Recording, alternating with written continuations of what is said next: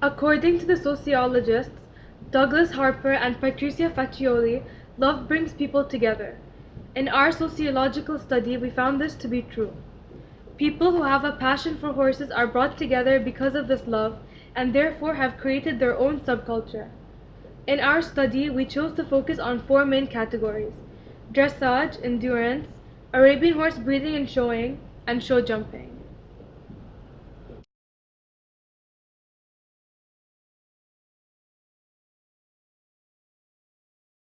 I knew a lot of people, even here in Qatar. Some people I never knew, but through the Arabian horse, we became very, very good friends, and we became closer to each other. Because we shared the same. You sharing the same love. I mean, for the horse. So you develop a good relationship between you and your friend, just because you have the one common thing, which is your interest of. I would say the Arabian horse is half of my life. I have my family, and then I have my horses also. Yes, I do think it's a love relationship between you and your horse, but not necessarily a love relationship between you and anyone that rides. Because it's, like I said, it's a competitive sport, so a lot of hatred goes on between riders. But if it's an elitist sport, so you need to respect one another and you need to behave in a certain way. And you can see that the people that don't and get it and compete in a level where there's no love between them and their horses, it's only a short time period, then they'll fall. So yeah, that is a love relationship. I have a core of a small group of 3 or 4 very close friends who eat, breathe and sleep endurance riding and endurance horses, and there's that bond there because we support each other. If I'm riding a race and my horse is eliminated at the end of the first loop, then I'll immediately get in my car and crew, i.e. go around and support and then help that rider with their horses at the race. So it's a huge team effort. So you're either riding yourself, or if your horse is out, then you're there to help and support your friends or your team who are riding. So without a doubt, there's a bond there because the people who do it love horses and are passionate and probably obsessed to some extent about them. So you share that common passion and interest, which is very binding and supportive. A subculture is a group of people within a larger culture who partake in the same activity or have similar beliefs. Those who love horses have their own subculture because they use jargon, have norms, taboos, and sanctions, dress and behave in a certain way.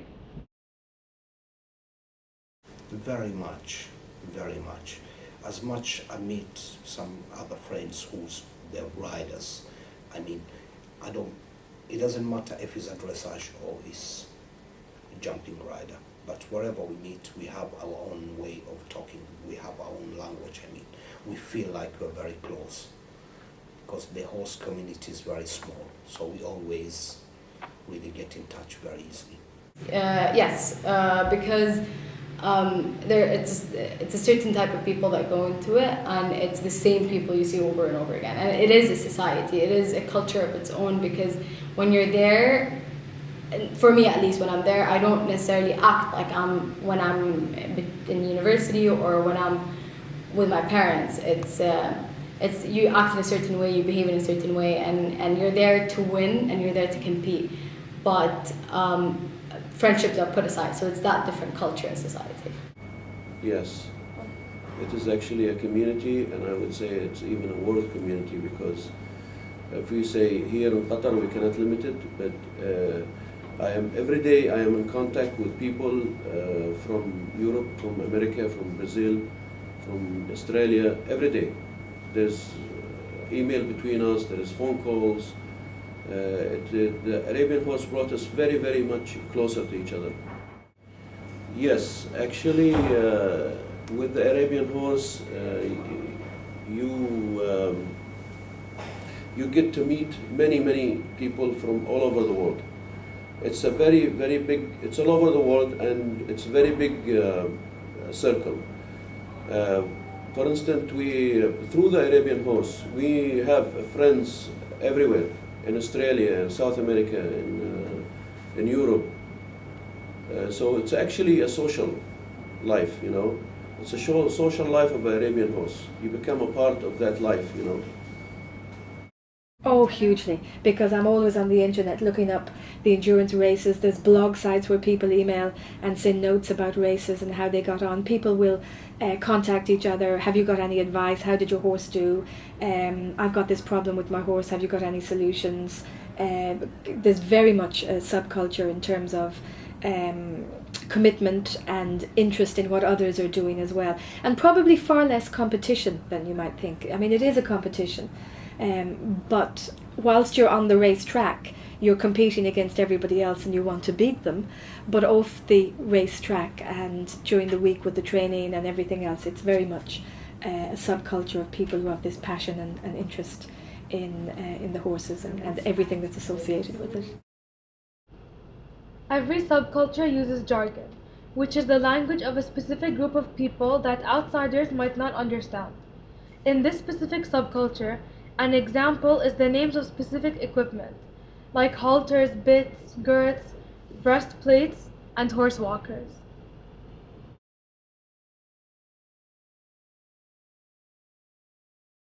We would talk a lot in terms of time trials. We would talk about terms that you wouldn't use in dressage or show jumping would be timing of the horses, doing time trials. I wear a Garmin to measure my speed during training sessions, but metabolics would be word, for instance, that would determine whether a horse had colic or whether his intestines were working properly. So none of these would mean anything to say somebody in dressage or show jumping. Yeah, some phrases like if you know about horse jumping, you know them like stirrups, saddles, and so on. But there are things that like how you would count your strides in regards to a horse's stride when you're riding the course. It's what type of courses there are. Like if I would ride a course and say this is a dog legs course, no one will understand what I mean, but other riders would. That it's a curved course, so on. Norms of this subculture include daily training of both horse and rider, waking up early, dressing in a certain way, and having a close bond between rider and horse. And as every subculture has norms, taboos that could result in negative sanctions such as disqualification and potential banning from the activity also exist.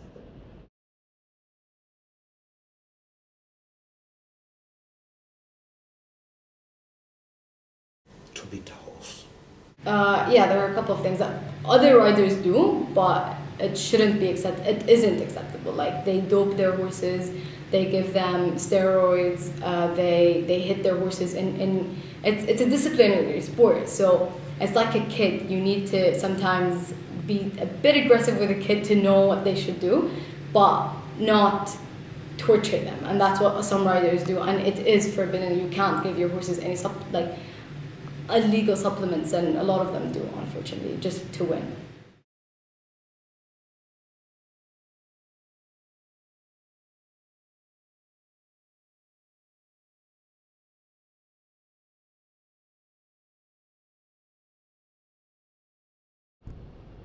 Dramaturgy also exists in this subculture.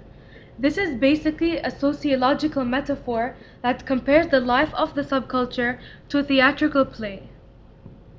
Front stage behavior in this specific subculture is when the horse and rider are fully prepared to compete. Backstage behavior is when the grooms take care of the horses and the trainers train the horse in preparation for competition. So there is a clear division of labor within the subculture.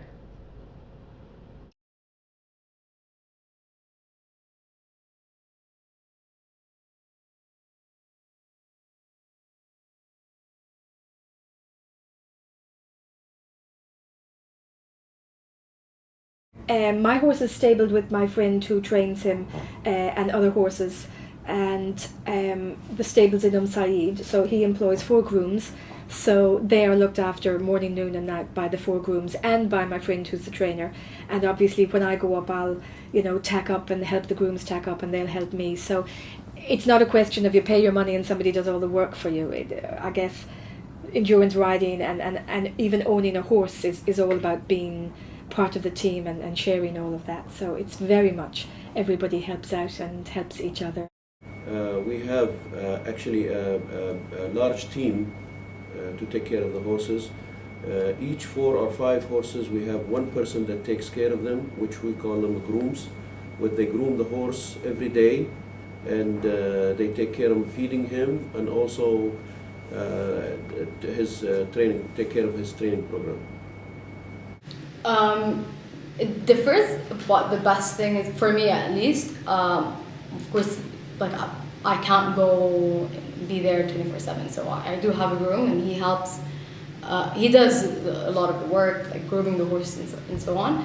But you also have a trainer to look at what's the best for the horse, what's the best for you and the horse. But the best, like the best thing you can do is really be there with your horse, because your horse would feel you and understand you, and then in situations they really would help you because of that relationship. In our study of this particular subculture, we noticed that the functionalist theory applies, specifically when talking about collective effervescence. The people we interviewed all mentioned that they all support each other despite the fact that there is competition, and that when being at a horse-related event, they all feel connected to one another.